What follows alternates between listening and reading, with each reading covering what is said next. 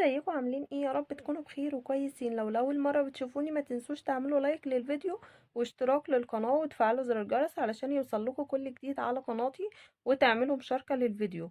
النهاردة هنعمل مع بعض طريقة عمل الحمام بالمرتة او محشي. زي ما انتوا شايفين شكله ما شاء الله زي ما بيتقدم لنا في اجمر المطاعم بالظبط، وهنعرف ازاي نعمله في البيت وبطريقة سهلة وبسيطة. عندنا اول حاجة حلة هنرفعها على النار او طاسة، وهننزل ب3 معالق كبيرة من الزيت، وهننزل ب4 بصلات كبيرة متقطعة كده تقطيع صغير، وهننزل بعد كده عليها بمعلقة صغيرة من الفلفل، معلقة صغيرة من الكمون، معلقة صغيرة من الكزبرة الجافة، ومعلقة صغيرة من الملح. هنقلب كده كله مع بعضه، وبعد كده هننزل بربع معلقة صغيرة من الشطة. هنقلبهم مع بعض وهنفضل نقلب، وطبعا النار بتاعتي تكون هادية علشان المرتة بتاعتي او البصلة تستوى معايا نص سوية كده.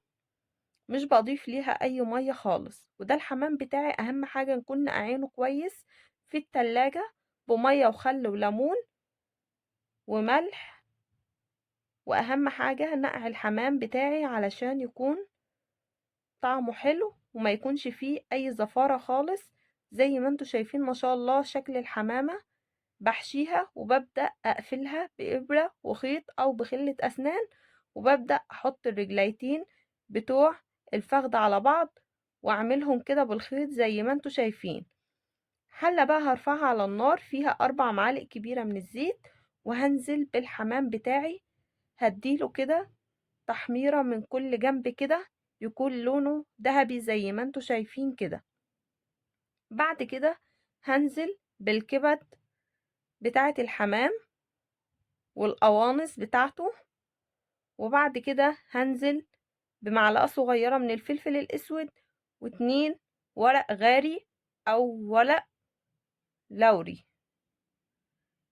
وبعد كده هنزل بمية تكون بتغلي زي ما انتوا شايفين. بعد ما الحمام بتاعي استوى معايا هبدأ اللي انا احمره. بنزل بمعلقتين من الزيت عليهم معلقة من الزبدة علشان يدينا اللون الذهبي اللي زي المطاعم بالظبط. شايفين ما شاء الله بيتحمر معايا من جميع الجهات وزي الجاهز بالظبط واحلى كمان واطعم. شايفين ما شاء الله شكل الحمام. ما تنسوش تعملوا لايك للفيديو ومشاركة للفيديو علشان يوصلكوا كل جديد على قناتي. شايفين ما شاء الله شكل الحمام بعد ما اخد اللون الذهبي. هنشيله وهنعمل جنبه بقى رز بالشعرية زي المطاعم بالظبط.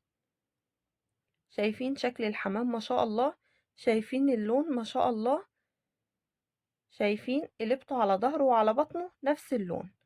عندنا بقى 4 كوبايات من الرز يكونوا مغسولين كويس ومتصفيين، وعندنا 4 معالق كبيرة من الزيت عليهم معلقة كبيرة من الزبدة أو معلقتين.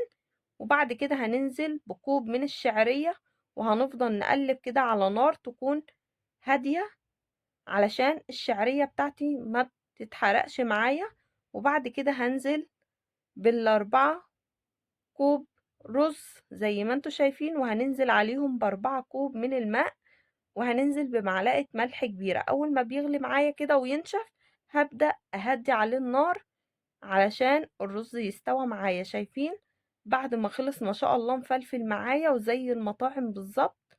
شايفين الحمام بعد ما خلص، شايفين ما شاء الله شكله، شايفين شكل شوربة الحمام ما شاء الله دسمة وتقيلة بجد، شوربة في منتهى الجمال. شايفين أنا هنا قدمت الحمام مع رز